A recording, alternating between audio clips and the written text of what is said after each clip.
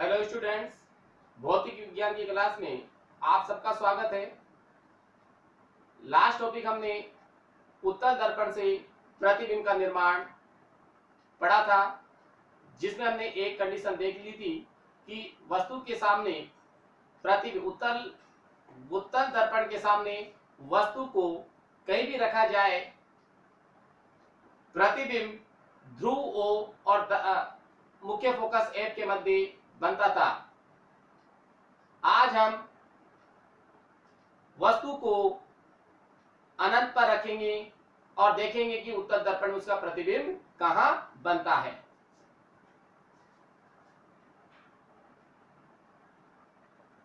जब वस्तु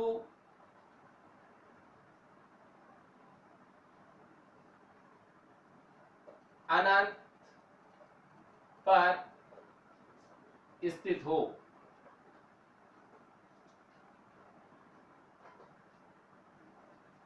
ये कंडीशन आज हमको देखनी है। ये भी उत्तल दर्पण की कंडीशन है। यह उत्तल दर्पण, इसका दबा हुआ भाग पॉलिश्ड होता है और उभरा हुआ भाग परावर्तक पृष्ठ होता है। ये इसका मुख्य अक्ष है। ये इस दर्पण का वक्रता केंद्र सी और मुख्य फोकस एफ, उत्तल दर्पण।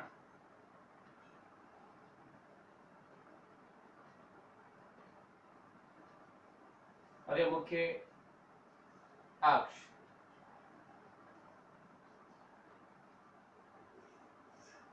इससे पहले वाली कंडीशन में हमने जो वस्तु ली थी वो ध्रुव ओ और यहाँ पर अनंत था। ध्रुव ओ और अनंत के मध्य कहीं भी रखी जा सकती है। यहाँ रख दो, यहाँ रख दो, यहाँ रख दो, यहाँ रख दो, यहाँ रख दो, कहीं भी रख दो। प्रतिबिंब हमें ध्रुव ओ और मुख्य फोकस के मध्य प्राप्त हुआ था, जिसकी स्थिति आभासी थी, वस्तु से छोटा था। आज जो हम कंडीशन ले रहे हैं इसकी, उस कंडीशन के तहत वस्तु जो है वो अनंत पर रखी हुई है और उसका प्रतिबिंब हम देखते हैं कहां बनता है। ये वस्तु से चलने वाली आपतित प्रकाश किरणें अनंत से आ रही है, क्योंकि वस्तु अनंत पर है। यहां से इन किरणों का परावर्तन होगा। ये पहली किरण जो है ये परावर्तित हो गई, ये वाली किरणें यहां से परावर्तित हो गई। यदि इन किरणों को हम डॉट डॉट डॉट पीछे की ओर बढ़ाएं तो ये ऐसा लगता है कि मुख्य फोकस से आ रही है या मुख्य फोकस पर क्रॉस हो रही है। मतलब यदि वस्तु अनंत पर स्थित है तो उसका प्रतिबिंब मुख्य फोकस पर बनता हुआ प्रतीत होगा। वास्तविकता में नहीं बनेगा, केवल प्रतीत होगा, क्योंकि किरणें यहाँ पर वास्तविकता में नहीं मिल रही है, आभासी मिल रही है। तो ये कंडीशन हो गई हमारे पास। यदि वस्तु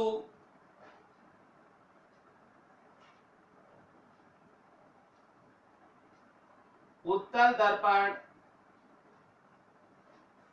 के सामने, उत्तल दर्पण के सामने अनंत, उत्तल दर्पण के सामने अनंत पर स्थित हो तो उसका प्रतिबिंब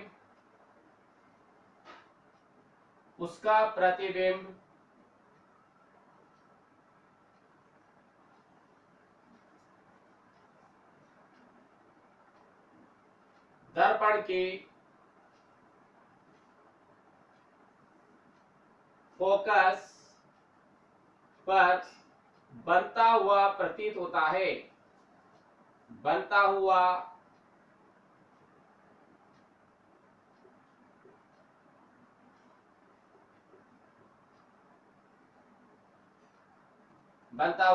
प्रतीत होता है। यह प्रतिबिंब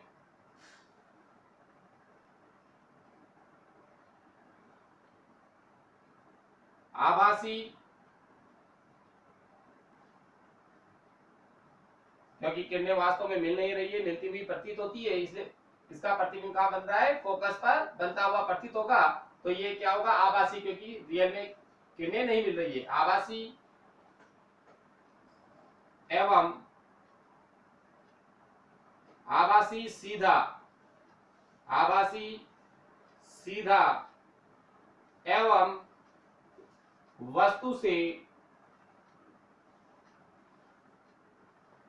छोटा होता है।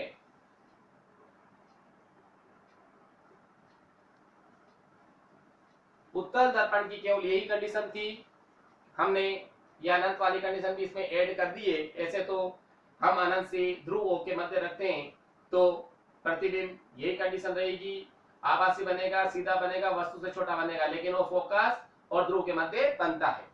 ये प्रतिबिंब अनंत पे रख दिया हमने, एक कंडीशन और बात इसकी, अनंत पर रखते हुए बनाते हैं तो मुख्य फोकस पर बनता है। तो ये दो कंडीशन इसकी होती है, इससे ज्यादा कोई कंडीशन नहीं है। ऐसे तो एक ही कंडीशन में हमारा काम चल जाता है, उसी को माना जाता है, लेकिन हम अनंत पर ले लें तो एक कंडीशन और इसमें ऐड कर सकते हैं।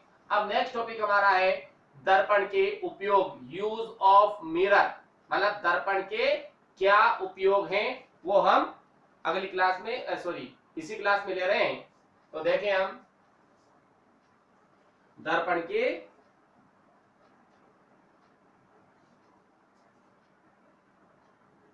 उपयोग, दर्पण के उपयोग, दर्पण के उपयोग, यूज ऑफ मिरर, मतलब मिरर का उपयोग किसमें किया जाता है। हमने जितने प्रकार के मिरर पढ़े उन सभी के उपयोग हम पढ़ेंगे। तो हमने कितने प्रकार के मिरर पढ़े, हमने पहला पढ़ा है, सबसे पहले पढ़ा है समतल दर्पण, दूसरा पढ़ा है हमने अवतल दर्पण, और तीसरा हमने पढ़ा है उत्तल दर्पण। तो 3 दर्पण पढ़े हमने, तीनों दर्पण के हम उपयोग देखेंगे कि इन तीनों दर्पणों का उपयोग किस किस में किया जाता है। तो सबसे पहला दर्पण हम ले रहे हैं समतल दर्पण, समतल समतल दर्पण के उपयोग, समतल दर्पण के उपयोग, मतलब समतल दर्पण के क्या उपयोग होंगे।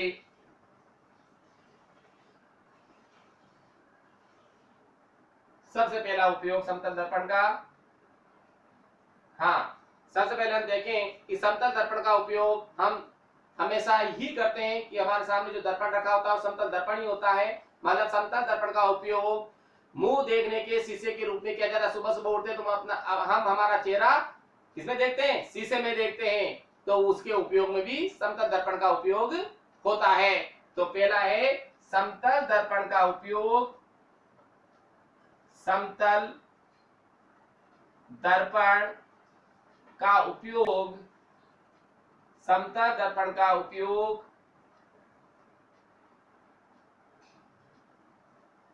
चेहरा देखने के शीशे के रूप में होता है। समतल दर्पण का उपयोग चेहरा देखने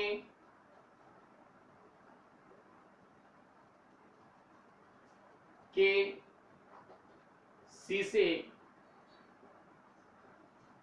के रूप में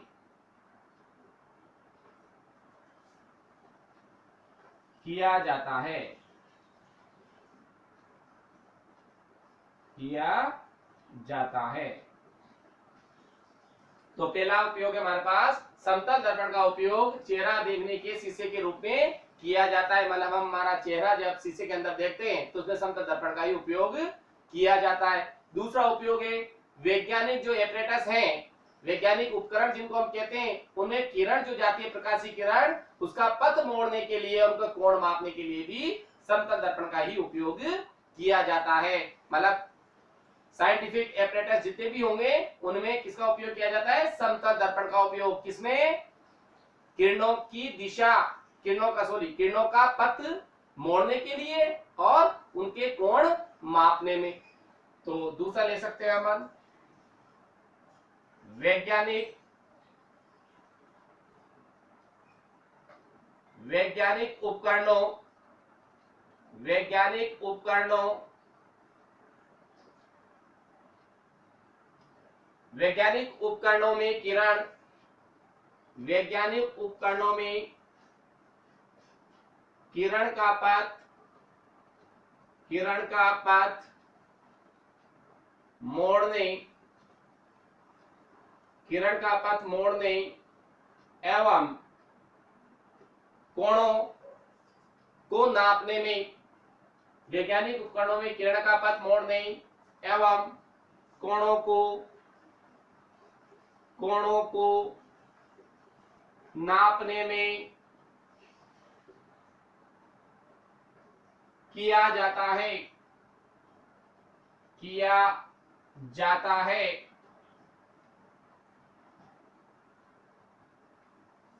तो पहला उपयोग तो हो गया, समतल दर्पण का उपयोग चेहरा देखने के शीशे के रूप में किया जाता है। दूसरा उपयोग हो गया वैज्ञानिक उपकरणों में किरण का पथ मोड़ने एवं कोणों को नापने में समतल दर्पण का उपयोग करते हैं। ये तो हमारे पास समतल दर्पण के दो उपयोग थे। दूसरा है हमारे पास अवतल दर्पण के उपयोग।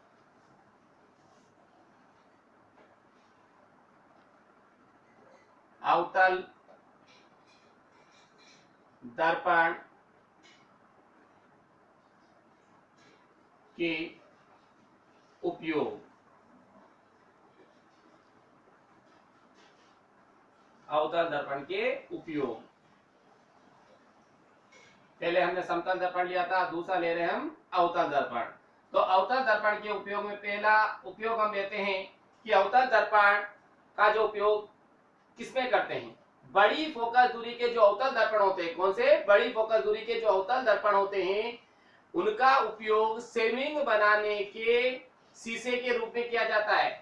मतलब बड़ी फोकस दूरी का जो अवतल दर्पण है, जब हम सेविंग बनाते हैं, नाई वगैरह सेविंग में यूज लेते हैं, सेविंग बनाने के रूप में किया जाता है, या सेविंग बनाने के शीशे के रूप में किया जाता है। क्यों किया जाता है, क्योंकि ताकि चेहरे का आभासी बड़ा व सीधा प्रतिबिंब प्राप्त हो। मतलब जो हमारा चेहरा है उसका सीधा आभासी और बड़ा प्रतिबिंब प्राप्त हो, मतलब चेहरा बड़ा नजर आए, इसलिए हम अवतल दर्पण का भी उपयोग इसके अंदर करते हैं। तो पहला उपयोग लिख सकते हैं अपन, क्या लिख सकते हैं, बड़ी फोकस दूरी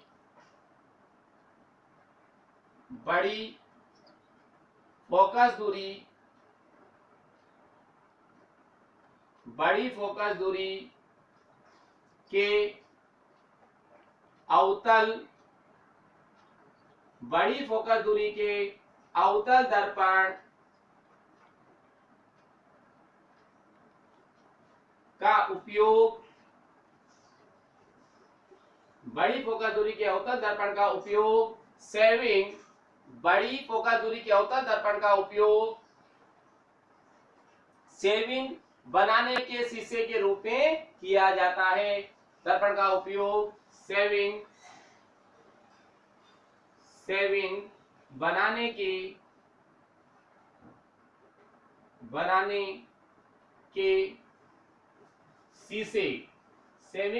के शीशे के रूप में किया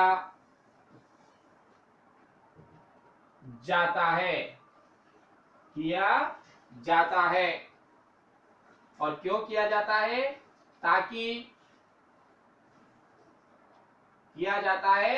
क्यों करते हैं, ताकि चेहरे का आभासी बड़ा व सीधा प्रतिबिंब प्राप्त हो, ताकि चेहरे का सीधा आभासी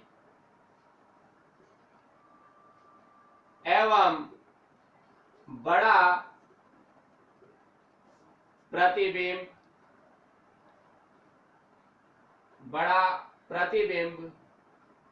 प्राप्त हो सके।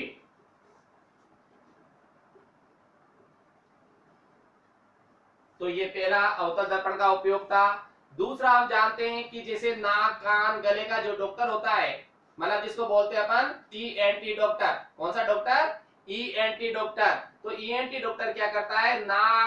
नाक कान गला, इसका परीक्षण करने के लिए अवतल दर्पण का उपयोग करता है। क्यों? क्योंकि वो जैसे दांत का परीक्षण कर रहा है, तो वो जब उसको अवतल दर्पण उसमें लगाता है तो दांत का बड़ा चित्र उसको नजर आता है, तो उसका चित्र उसको बड़ा नजर आए, इसलिए वो इसका उपयोग करता है। तो ईएनटी डॉक्टर। दूसरा उपयोग लिख सकते हैं अपन ENT, ear nose teeth. ENT doctor, ENT doctor नाक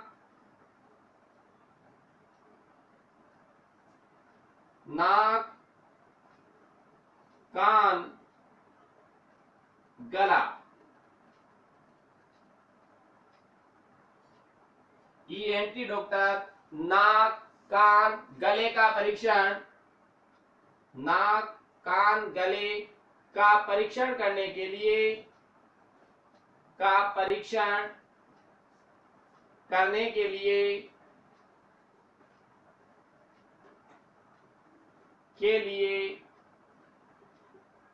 अवतल दर्पण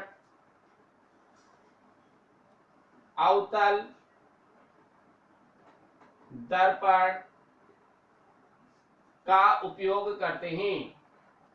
उपयोग करते हैं। मतलब ये हो गया, ईएनटी डॉक्टर जो है वो नाक कान गले का परीक्षण करने के लिए अवतल दर्पण का उपयोग करते हैं, या अवतल दर्पण को काम में लेते हैं, क्योंकि उनको उसका बड़ा चित्र नजर आए। अगला उपयोग हम ले सकते हैं, सर्च लाइट में परावर्तक के रूप में अवतल दर्पण का उपयोग किया जाता है। सर्च लाइट मतलब उस लाइट का प्रकाश क्या बहुत अधिक दूर तक फैलता है, और दूर तक फैलने की वजह से अगर किसी चीज को सर्च करना है, ढूंढना है, तो वो हमें स्पष्ट नजर आ जाती है। इस वजह से सर्च लाइट के अंदर अवतल दर्पण का ही उपयोग किया जाता है। तो ये हो गया हमारे पास तीसरा उपयोग इसका, सर्च मतलब ढूंढना, सर्च लाइट। तीसरा उपयोग ले रहे हैं हम सर्च लाइट में परावर्तक के रूप में, सर्च लाइट में परावर्तक के रूप में, सर्च लाइट में परावर्तक के रूप में अवतल दर्पण को काम में लिया जाता है। अवतल दर्पण को काम में लिया जाता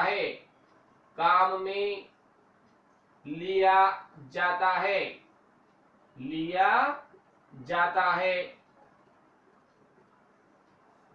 ये तीन उपयोग अवतल दर्पण के हो गए। और एक उपयोग और बढ़ा सकते हैं अपन, परावर्तक जो दूरदर्शी होते हैं, परावर्तक दूरदर्शी में अवतल दर्पण का उपयोग विभेदन क्षमता में वृद्धि करने के लिए किया जाता है। विभेदन क्षमता मतलब किसी वस्तु को भेदन करना हो, उसको स्पष्ट देखना हो, उसकी क्षमता के लिए, मतलब उसकी क्षमता को बढ़ा सकते हैं, स्पष्ट चीज नजर आए, उसी के लिए इसका उपयोग किया जाता है। तो परावर्तक अगला उपयोग लिखा जा सकता है। फोर्थ उपयोग, परावर्तक दूरदर्शी, परावर्तक दूरदर्शी में अवतल दर्पण में परावर्तक दूरदर्शी में अवतल दर्पण का उपयोग,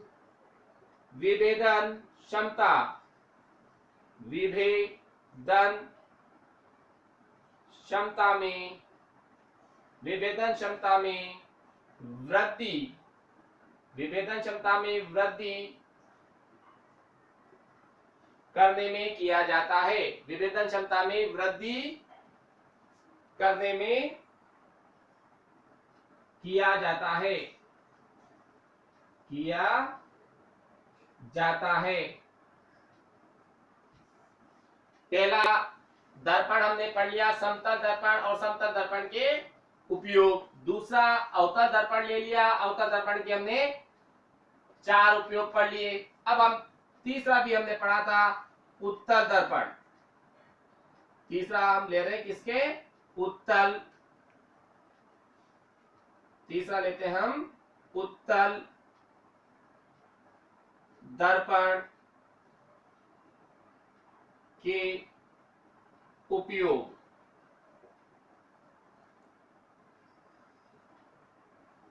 तीसरा हमारे पास है उत्तल दर्पण के उपयोग। अब उत्तल दर्पण के उपयोग में हम देखते हैं, सबसे पहला उपयोग, वाहन चालक साइड ग्लास, गाड़ी का जो साइड ग्लास होता है उसमें उत्तल दर्पण का उपयोग करता है। क्यों करता है? क्योंकि साइड ग्लास जो होते हैं उसमें पीछे वाला एरिया जो है, बहुत बड़ा एरिया उस ग्लास के अंदर उसको, उस दर्पण में उसको नजर आ जाए। इस वजह से हम साइड ग्लास के रूप में उत्तल दर्पण का उपयोग करते हैं। क्योंकि ये क्या करता है, बहुत सारे किरणों को एक जगह फोकसित करने का कार्य करता है। तो फोकसित करेगा तो बड़ा चित्र है, तो क्या करेगा, उसको छोटा दिखाएगा। इस वजह से क्या होता है, बड़े क्षेत्र को छोटा, बड़ा जो क्षेत्र है उसको ये क्या करेगा, छोटा करके सामने नजर कर देता है। तो बाहर पीछे का जो बहुत बड़ा जो क्षेत्र है, वाहन के पीछे हम जब साइड ग्लास में देखते हैं तो वाहन आ रहा है, कुछ आ रहा है, तो बहुत छोटा में नजर आता है, ताकि हम अगर कहीं टर्न कर रहे हैं तो हमें एक्सीडेंट का खतरा ना हो। इस वजह से हम उत्तल दर्पण का उपयोग करते हैं। तो पहला उपयोग है हमारे पास, वाहन चालक द्वारा, पहला उपयोग ले रहे हैं हम इसका, वाहन चालक द्वारा, वाहन चालक द्वारा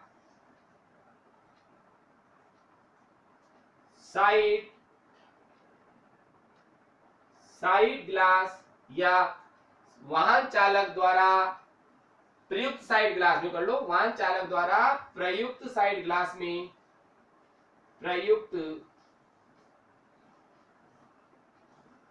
साइड ग्लास, प्रयुक्त साइड ग्लास में, वाहन चालक द्वारा प्रयुक्त साइड ग्लास में उत्तल दर्पण का उपयोग, उत्तल दर्पण का उपयोग किया जाता है, किया जाता है। क्यों करते हैं उसका रीजन भी हम इसके आगे लिख लेते हैं, ताकि, क्यों करते हैं, ताकि बड़े क्षेत्र को, ताकि बड़े क्षेत्र को, ताकि बड़े क्षेत्र को क्या कर सकते हैं अपन, एक साथ देख सकते हैं, ताकि बड़े क्षेत्र को एक साथ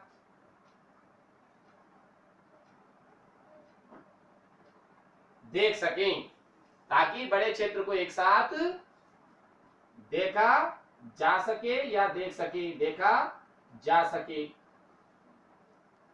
इस वजह से अपन वाहन चालक जो होते हैं वो साइड ग्लास में उत्तल दर्पण का उपयोग करते हैं। दूसरा उपयोग हम ले सकते हैं, क्या ले सकते हैं, सड़कों पर प्रयुक्त जो प्रकाशिक लैंप हैं, लैंपों द्वारा प्रकाश को फैलाने में, जो सड़कों पर साइडों में जो प्रकाशिक लैंप लगे होते हैं, उन लैंपों द्वारा प्रकाश को फैलाने में भी इसका उपयोग किया जाता है। तो दूसरा उपयोग लिख सकते हैं अपन, सड़कों पर प्रयुक्त प्रकाशिक लैंपों द्वारा, सड़कों पर प्रयुक्त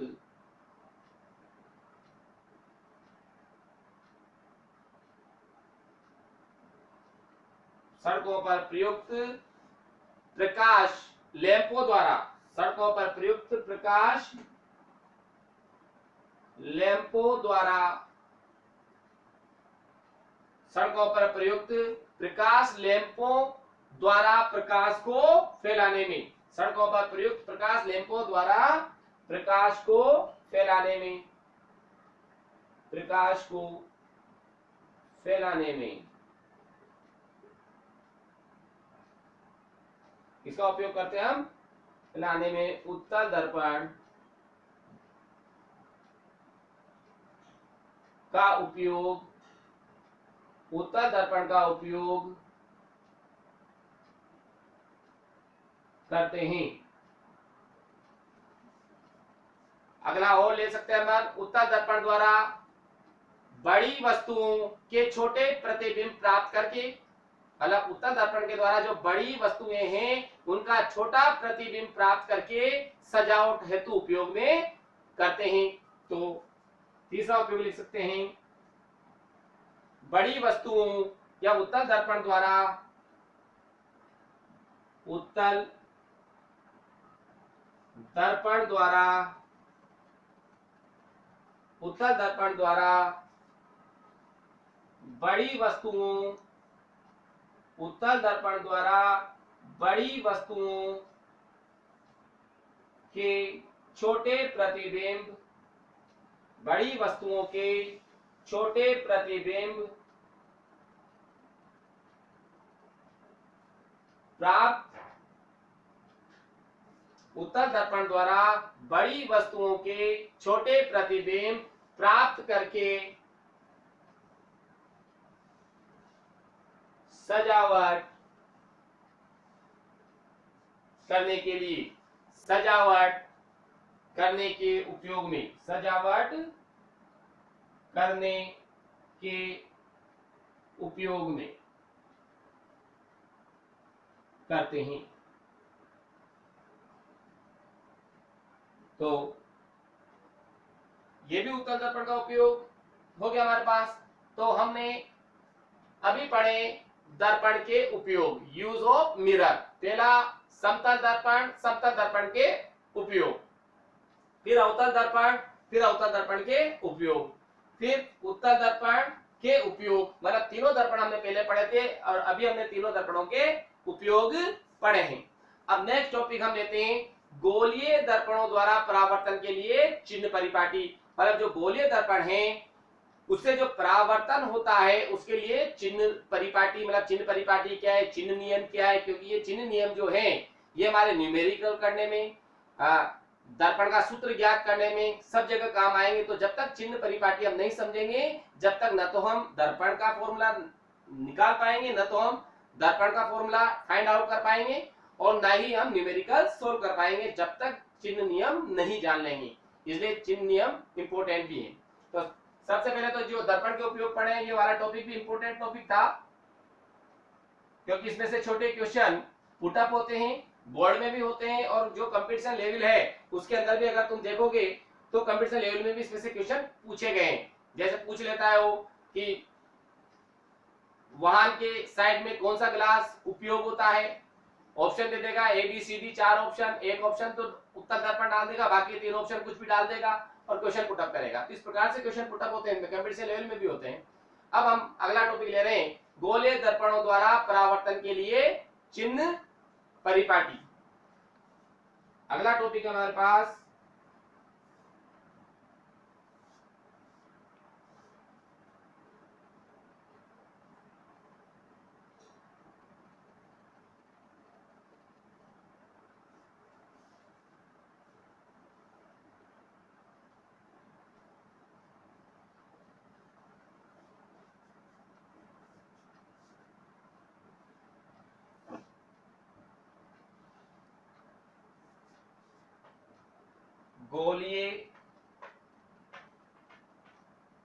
गोलीय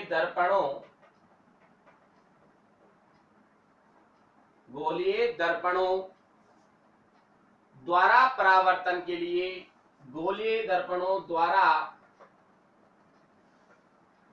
परावर्तन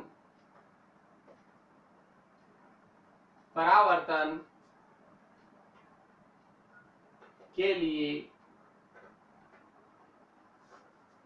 चिन्ह परिपाटी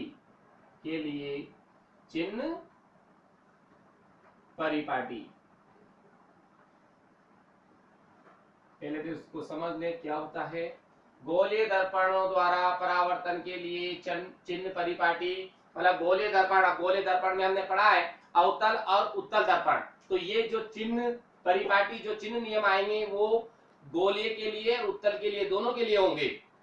तो क्योंकि यहाँ पर हमने पढ़ा है गोलीय दर्पण, गोलीय दर्पण में उत्तल दर्पण भी आता है और अवतल दर्पण भी आता है, तो चिन्ह नियम सभी के लिए लागू होंगे। तो सबसे पहले तो हम पढ़ ले दर्पणों, गोलीय दर्पणों द्वारा परावर्तन पर, गोलीय जो दर्पण हैं उनके द्वारा परावर्तन पर विचार करने के लिए एक चिन्ह, एक निश्चित चिन्ह परिपाटी तैयार की, एक निश्चित चिन्ह नियम बनाए गए, उसी को कहते हैं हम चिन्ह परिपाटी। तो इसको लिख सकते हैं अपन गोलीय दर्पणों द्वारा, गोलीय दर्पणों द्वारा, गोलीय दर्पणों द्वारा, गोलीय दर्पणों द्वारा परावर्तन पर विचार, गोलीय दर्पणों द्वारा परावर्तन, गोलीय दर्पणों द्वारा परावर्तन पर विचार, परावर्तन पर विचार, गोलीय दर्पणों द्वारा परावर्तन पर विचार करने के लिए, विचार करने के लिए, विचार करने के लिए क्या किया भाई, एक निश्चित चिन्ह परिपाटी तैयार की गई, विचार करने के लिए एक निश्चित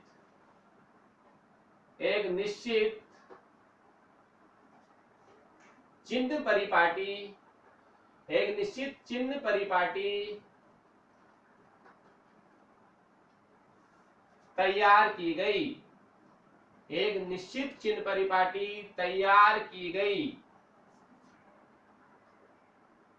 जिसे क्या कहते हैं हम, परिपाटी तैयार की गई, जिसे नई कार्तीय चिन्ह परिपाटी कहते हैं, जिसे नई कार्तीय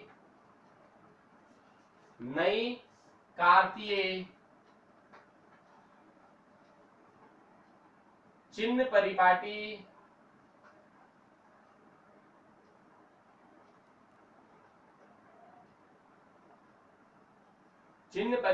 कहते हैं।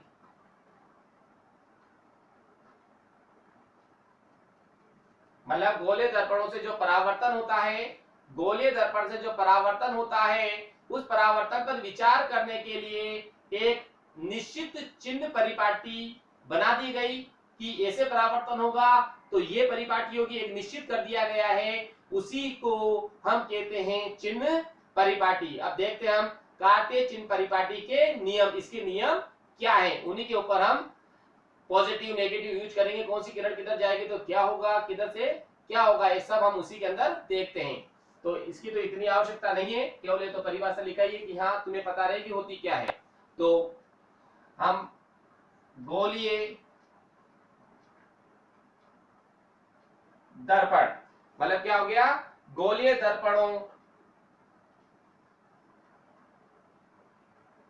अब गोलीय दर्पण में उत्तल और अवतल दोनों आते हैं। गोलीय दर्पणों के लिए कार्तीय, गोलीय दर्पणों के लिए कार्तीय चिन्ह परिपाटी के नियम, कार्तीय चिन्ह परिपाटी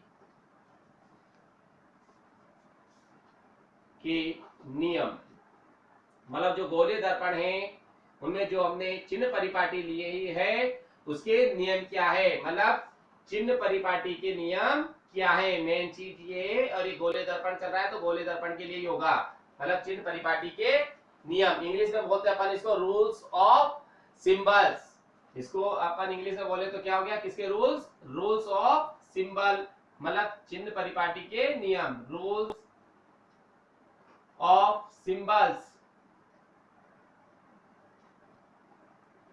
रूल्स ऑफ सिंबल्स, मतलब सिंबल्स मतलब इनके चिन्ह नियम क्या है ये हमको देखना है।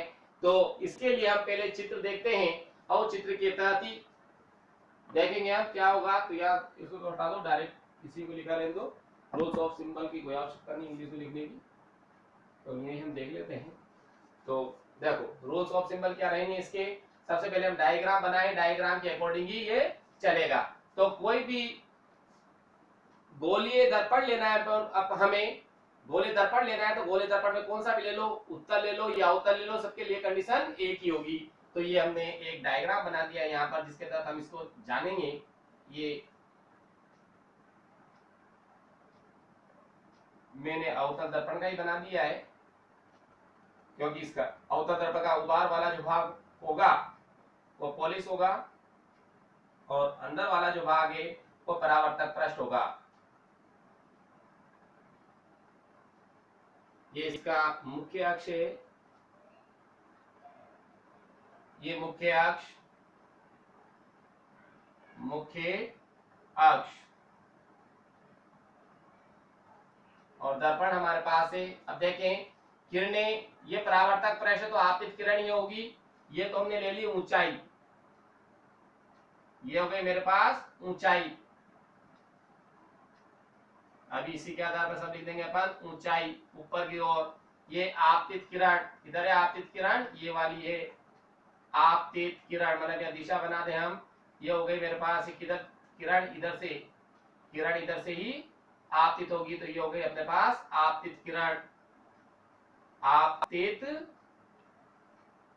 किरण, ये आपतित किरण हो गई।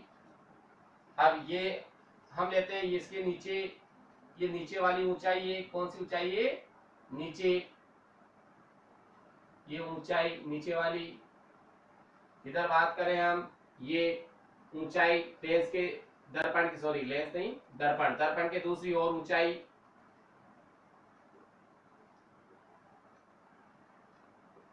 और ये नीचे वाली गहराई जिसको अपन ऊंचाई कहते हैं, यहाँ पर भी ये ऊंचाई। अब इसके आधार पर अपन देखेंगे क्या होगा। ऊंचाई दूसरी, ये दर्पण की इधर की ओर कंडीशन है, दर्पण के उधर वाली कंडीशन है, और ये दूरी,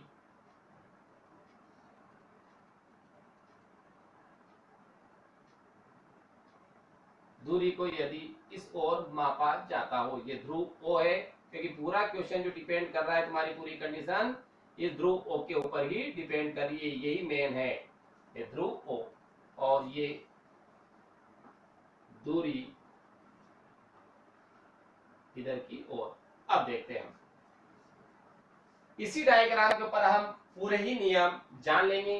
सबसे पहले बात करें हम, सभी दूरियां सदैव ध्रुव से नापी जाती है, मतलब चित्र इधर बने या इधर बने, प्रतिबिंब इधर बने या इधर बने, ध्रुव से ही स्टार्टिंग करेंगे। मतलब स्टार्टिंग पॉइंट क्या होगा हमारा, ध्रुव होगा। क्या होगा, ध्रुव, मतलब सभी दूरियां ध्रुव से ही मापी जाएगी, मतलब ध्रुव निर्देश बिंदु 0 0 पर होगा। उसके बाद हमेशा वस्तु को बाईं ओर ही रखेंगे, हमेशा वस्तु कहां रखी जाएगी, दर्पण के बाईं ओर, मतलब इस वाले हिस्से में ही। अगर उत्तल दर्पण होगा तो उत्तल दर्पण इस प्रकार से बन जाएगा, ये उत्तल दर्पण, तो वस्तु तो यही रेखाएं में आएगी, क्योंकि इसका परावर्तक पृष्ठ भी क्या है, ये वाला, ये वाला परावर्तक पृष्ठ। इसमें भी परावर्तक पृष्ठ कौन सा है, ये वाला। तो हमेशा वस्तु क्या रखी जाएगी, दर्पण के बाईं ओर ही रखी जाएगी। उसके बाद आपतित किरण की दिशा में, आपतित किरण की दिशा में मापी गई दूरियां धनात्मक होगी। यह आपतित किरण इस दिशा में जा रही है, यह आपतित किरण इस डायरेक्शन में जा रही है, ध्यान से देखेंगे हम। यह आपतित किरण इस डायरेक्शन में जा रही है इधर की ओर, ये डायरेक्शन है आपतित किरण की, परावर्तक पृष्ठ, परावर्तक पृष्ठ ये है, तो किरण इस दिशा में जा रही है। तो आपतित किरण की दिशा में मापी गई दूरियां, तो आपतित किरण की दिशा में कौन सी जा रही है, ये वाली जा रही है। क्यों, क्योंकि इसकी और इसकी दिशा एक ही है। मतलब चित्र अगर दूसरी ओर बनता है, क्योंकि इधर की ओर आएगा, अगर यहाँ बनेगा तो इधर ध्रुव से नापेंगे तो उल्टी हो जाएगी दूरी, तो ये दूरी हमेशा क्या रहेगी, पॉजिटिव होगी। या आपतित किरण की दिशा में पॉजिटिव, ये पॉजिटिव, ये दूरी हमेशा क्या रहेगी, पॉजिटिव, धनात्मक। और आपतित किरण की दिशा के विपरीत दिशा में, मतलब इधर की ओर नापी गई दूरी है, क्योंकि इधर ही अगर चित्र बनता है तो ध्रुव से दूरी नापोगे तो इधर की ओर आएगी, क्योंकि इधर से स्टार्टिंग करोगे तो नापी जाएगी। तो ये क्या हुई, विपरीत दिशा, ये तो जा रही है इधर और ये आ रही है इधर की ओर, तो ये क्या हो गई नेगेटिव, ये हो गया अपने पास नेगेटिव, मतलब ये दूरी क्या रहेगी नेगेटिव, मतलब चित्र इधर की ओर ही बनता है तो क्या रहेगा वो नेगेटिव आ जाएगी दूरी उसकी, और उधर की ओर बनता है तो पॉजिटिव होगी। ऊंचाई, मुख्य अक्ष से ऊपर की ओर की दूरी क्या होती है, ऊंचाई क्या होती है पॉजिटिव, मुख्य अक्ष से ऊपर की ओर की ऊंचाई पॉजिटिव, मुख्य अक्ष से नीचे की ओर की ऊंचाई नेगेटिव, मुख्य अक्ष से ऊपर की ऊंचाई पॉजिटिव और मुख्य अक्ष से नीचे की ऊंचाई नेगेटिव। इसमें भी वही कंडीशन है, ये भी मुख्य अक्ष के ऊपर आ रहा है, चाहे उत्तर अवतल दर्पण हुआ तो ये कंडीशन, उत्तर दर्पण हुआ तो ये पॉजिटिव। अगर इधर की ओर चित्र बनता है, प्रतिबिंब बनता है और वो ऊपर रहता है तो पॉजिटिव, और नीचे है तो वही नेगेटिव। यही इसकी कंडीशन क्लियर है, यही हम नियम के अंदर लिखेंगे, यही डायग्राम संपूर्ण है, इसी डायग्राम के ऊपर पूरी कंडीशन चल रही है हमारी, यही डायग्राम है मेन इंपोर्टेंट। ये जो लिया है इसी डायग्राम के ऊपर पूरे नियम चलेंगे, जो हमने लिया है इसी डायग्राम के आधार पे पूरे नियम पढ़ लेंगे हम, और पूरे नियम इसी डायग्राम के ऊपर लिखे हुए हैं। तो पहली कंडीशन हम ले रहे हैं, फर्स्ट क्या है पहला नियम, वस्तु हमेशा, वस्तु जिसको हम बिंब भी कहते हैं, वस्तु हमेशा दर्पण के बाईं तरफ रखी जाती है, मतलब वस्तु को हमेशा दर्पण के बाईं तरफ ही रखा जाएगा, ये इधर की ओर, जैसा बता रहा था मैं भी। पहला नियम, ये चिन्ह परिपाटी के नियम स्टार्ट हो गए। फर्स्ट नियम, वस्तु क्वेश्चन कर दो बिंब, वस्तु को सदैव, वस्तु जो होगी वस्तु को हमेशा दर्पण के बाईं तरफ रखा जाता है, ये बाईं तरफ ये बायां हाथ, वस्तु को हमेशा दर्पण के बाईं ओर रखा जाता है।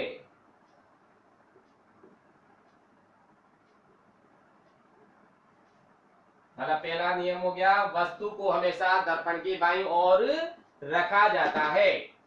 दूसरा नियम हम देखते हैं, या पहले इसको भी आगे और बढ़ा सकते हैं अपन, वस्तु को हमेशा दर्पण की बाईं ओर रखा जाता है, इसका मतलब क्या हो गया, अर्थात गोलीय दर्पण पर बिंब से प्रकाश किरणें बाईं ओर से आपतित होगी, मतलब जो गोलीय दर्पण है उत्तल हुआ या अवतल हुआ, उस पर किरणें क्या होगी, जब अपन वस्तु को बाईं ओर रख रहे हैं तो किरणें क्या चलेगी, वस्तु किरणें तो वस्तु से चलती है तो वस्तु से चलेगी, क्योंकि परावर्तक पृष्ठ इधर की ओर ही है।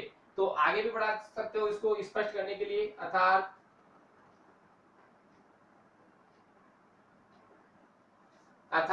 क्या हो जाएगा बेटा, अर्थात गोलीय दर्पण पर बिंब, अर्थात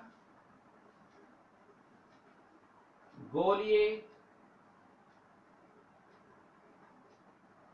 अर्थात गोलीय जो दर्पण है, गोलीय दर्पण पर बिंब से या वस्तु से, अर्थात गोलीय दर्पण पर वस्तु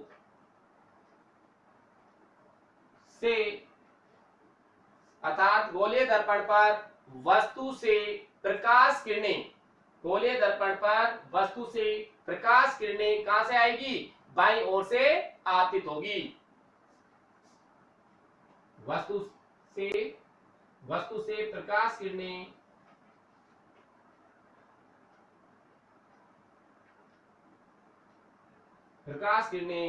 बाईं ओर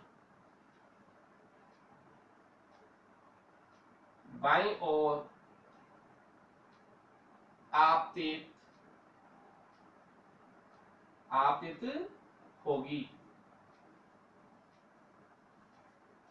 तो ये हो गया, मतलब वस्तु हमेशा दर्पण के बाईं ओर रखी जाएगी, तो किरणें, प्रकाश किरणें भी क्या होगी, वस्तु से बाईं ओर, प्रकाश किरणें बाईं ओर आपतित होगी, मतलब किरणें जाकर बाईं ओर ही गिरेगी इस दर्पण पर। दूसरा हम लिख सकते हैं, कोई भी नियम ले लो, दर्पण के ध्रुव को निर्देशांक 0 0 पर लेते हैं, मतलब जो दर्पण का ध्रुव है, ये ध्रुव वो सदैव निर्देशांक 0 0 पर होगा।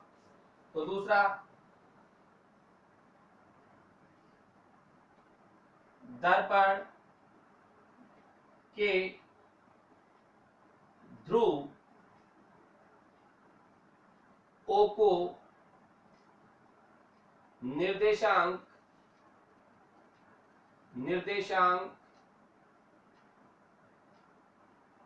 0 पर लिया जाता है मतलब ये जो ध्रुव O है ये निर्देशांक 0 पर होगा। अगला और लिख सकते हैं हम इसमें, सभी दूरियां मतलब बिंब की दूरी हुई, प्रतिबिंब की दूरी हुई, फोकस दूरी हुई, सभी को कहां नापा जाता है? दर्पण के ध्रुव O से ही मापा जाता है। तो तीसरा और नियम बना सकते हैं अपन, सभी दूरियां मतलब डायरेक्ट लिख सकते हो, सभी दूरियां अर्थात सभी दूरियां अर्थात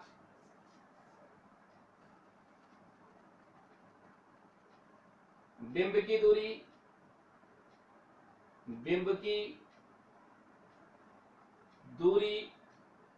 सभी दूरियां अर्थात बिंब की दूरी, प्रतिबिंब की दूरी,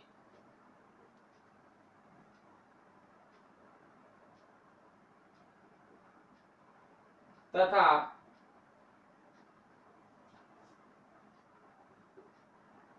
फोकस दूरी आदि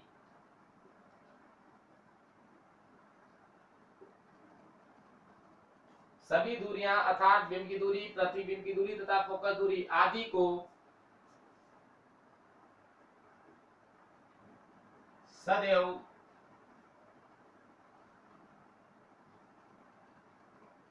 ध्रुव O से ही मापा जाता है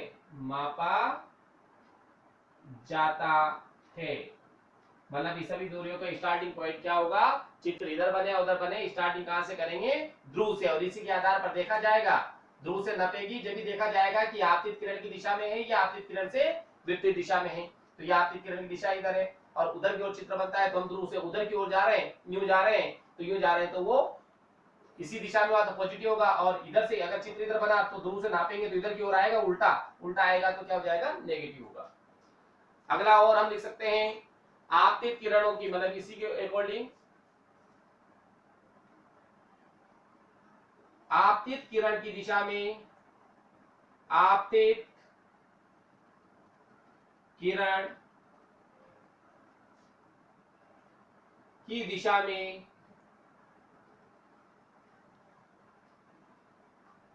मापी गई सभी दूरियां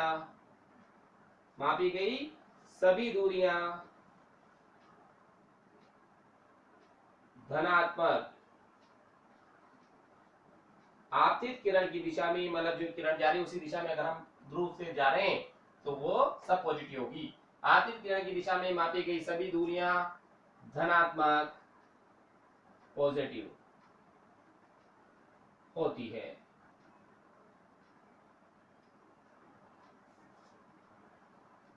पांचवा इसका उल्टा कर दो, आपतित किरण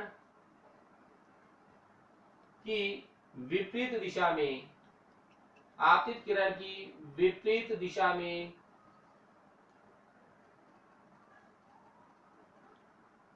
आपतित किरण की विपरीत दिशा में मापी गई सभी दूरियां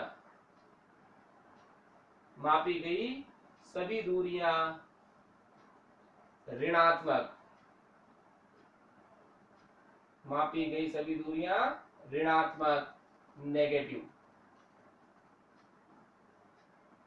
होती है।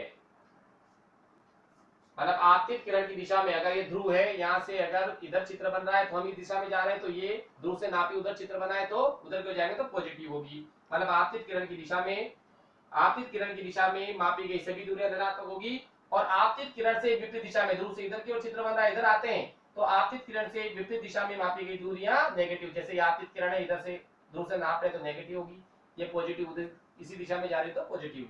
ये दोनों नियम, पहला नियम और दूसरा नियम। 6,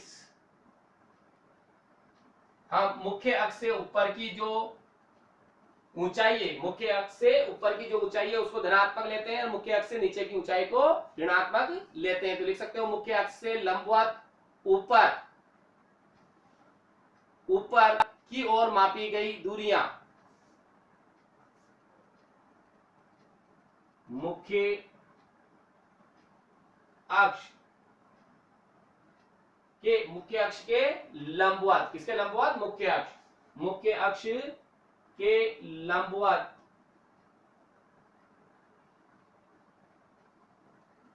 ऊपर की ओर, मतलब ऊंचाई, ऊपर की ओर मापी गई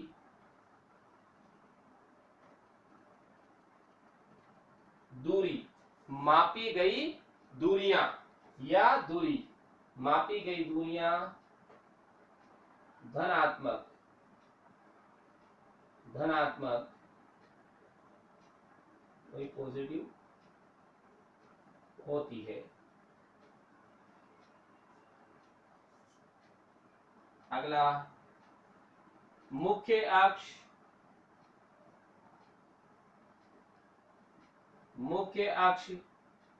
के लंबवत, अब ऊपर की जगह क्या आ गया? नीचे, नीचे की ओर, वही ऊंचाई है, नीचे की ओर की ऊंचाई,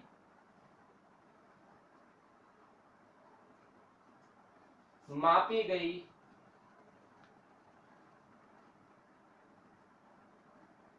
दूरियां ऋणात्मक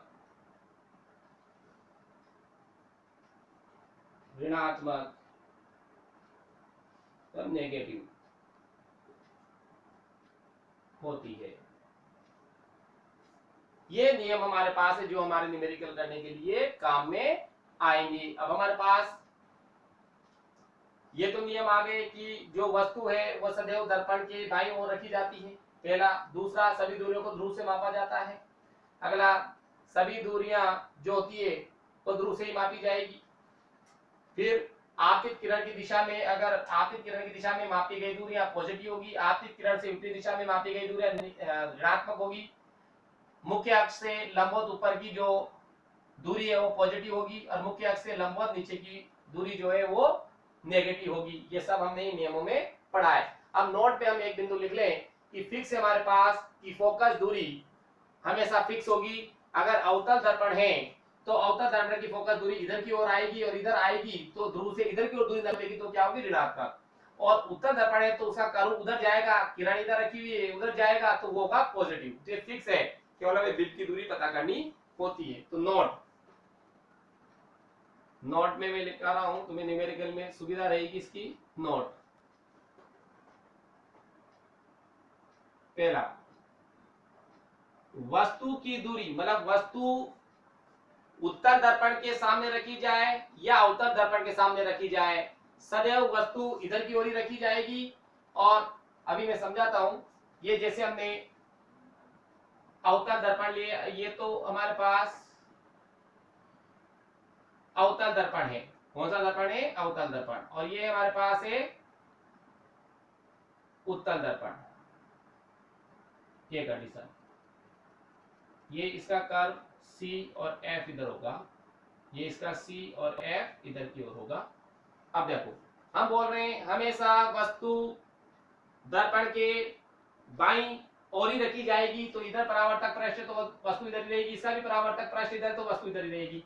तो किरणें इधर से चलेगी, आपतित किरणें ये इधर से जा रही है, ठीक है। तो अब वस्तु यहाँ पर है मेरे पास, ये वस्तु की दूरी को लिखते हैं u से। ये वस्तु की दूरी जो है ये क्या है? u। ये वस्तु की दूरी क्या है? u। ये ध्रुव O और ये ध्रुव O। तो ध्रुव से मैंने दूरी नापी तो वस्तु यहाँ रखी हुई है, मैं इधर से आ रहा हूँ, किधर से आ रहा हूँ मैं? इससे इधर की ओर, तो दूरी क्या होगी? नेगेटिव। ये यहाँ पर वस्तु रखी हुई है, ये वस्तु है सब, ये वस्तु, ये भी वस्तु। जब मैं इधर से आऊंगा तो ये ध्रुव से नाप रहा हूं और किरण जा रही है ऐसे, तो ये भी क्या होगी नेगेटिव। मतलब वस्तु की दूरी अवतल दर्पण है जब भी नेगेटिव है और उत्तल दर्पण है जब भी नेगेटिव है। तो हो गई अपने पास वस्तु की बात। अब बात करें अपन फोकस दूरी की। फोकस दूरी में क्या होगा, अवतल दर्पण है तो फोकस दूरी इधर ही है, तो स्मॉल एफ इधर ही होगा। तो इसको ध्रुव से इधर की ओर नापूंगा मैं यहाँ पर फोकस को, तो ये भी क्या होगा नेगेटिव, क्योंकि किरण तो यूं जा रही है, मैं दूरी को ऐसे नाप रहा हूँ, तो ये भी क्या होगी नेगेटिव। मतलब अवतल दर्पण की फोकस दूरी नेगेटिव। उत्तल दर्पण की फोकस दूरी कहाँ यहाँ पर है, तो यहाँ पर अगर प्रतिबिंब बनेगा तो मैं क्या इधर की ओर नापूंगा इस दूरी को, ध्रुव से यहाँ पर ऐसे नापूंगा, और किरण भी आ रही है ऐसे, तो ये भी ऐसे ही हुई और ये किरण भी इधर की ओर हुई, तो ये हो गई पॉजिटिव। तो ये फिक्स है, ये बदलेगा नहीं कभी भी।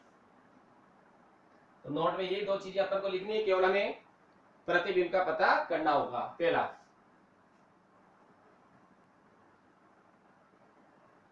दर्पण, मतलब ये हो गया दर्पण से बिंब की दूरी, बिंब कोष्ठक में लिख सकते हैं अपन इसको वस्तु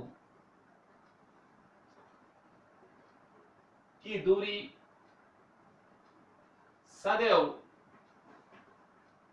सदैव ऋणात्मक, सदैव ऋणात्मक,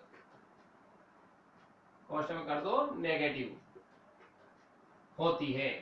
मतलब से न्यूमेरिकल करते समय में कुछ भी चिंता करने की जरूरत नहीं पड़ेगी। वस्तु की दूरी दे रखी है तो डायरेक्ट, जैसे मान लो वस्तु 20 सेंटीमीटर दूर रखी है तो डायरेक्ट हम क्या लिखेंगे u बराबर -20, क्योंकि वस्तु की दूरी हमेशा क्या होती है नेगेटिव ही होती है। नोट में दूसरा बिंदु, अवतल दर्पण की फोकस दूरी, अवतल दर्पण की फोकस दूरी, बिंब की दूरी को हम लिखते हैं u से, तो यहां लिख सकते हो तुम बिंब की दूरी u, पोस्टर में कर देना यहाँ u, बिंब की दूरी u,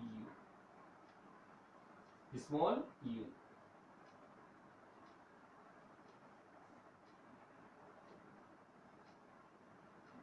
यहां जाएगा अवतल दर्पण की फोकस दूरी स्मॉल f सदैव सदैव ऋणात्मक, क्योंकि इधर की ओर ही रहेगी ऋणात्मक, सदैव ऋणात्मक नेगेटिव होती है। तथा उत्तल दर्पण की, तथा उत्तल दर्पण की फोकस दूरी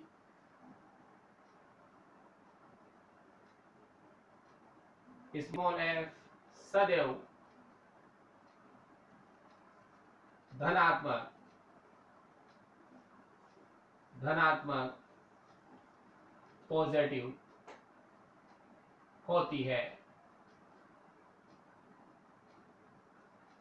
मतलब हमारे पास अगर हम कोई भी न्यूमेरिकल करेंगे तो UVF हमारे पास रहेगा वस्तु की दूरी, बिंब की दूरी, मतलब सॉरी वस्तु की दूरी, प्रतिबिंब की दूरी और फोकस दूरी। तो अब इनमें दो चीजें, हमें वस्तु की दूरी दे दी जाए तो u हमेशा हमारे पास माइनस रहेगा, f हमें पता रहेगा वहां अवतल या उत्तल दर्पण लिख के देगा, तो अवतल दर्पण देता है तो उसको जो मान दिया जाएगा वो नेगेटिव लिख देंगे हम, और उत्तल दर्पण दिया जाता है तो मान को पॉजिटिव लिख देंगे। तो दोनों मान हमारे पास हो गए, v का ऑटोमेटिक मान निकल के आ जाएगा। यदि v हमें दिया जाता है तो v हमें पता करना पड़ेगा। उत्तल दर्पण है तो हम डायग्राम देखेंगे, हमने किरण रेखा मतलब सबके डायग्राम बनते हुए देखें, अवतल दर्पण से भी प्रतिबिंब का निर्माण देखा है और उत्तल दर्पण से भी प्रतिबिंब का निर्माण देखा है, तो उनमें स्थिति स्पष्ट हो जाएगी। ये आज हमारा टॉपिक था गोले दर्पण द्वारा परावर्तन की चिन्ह परिपाटी नियम।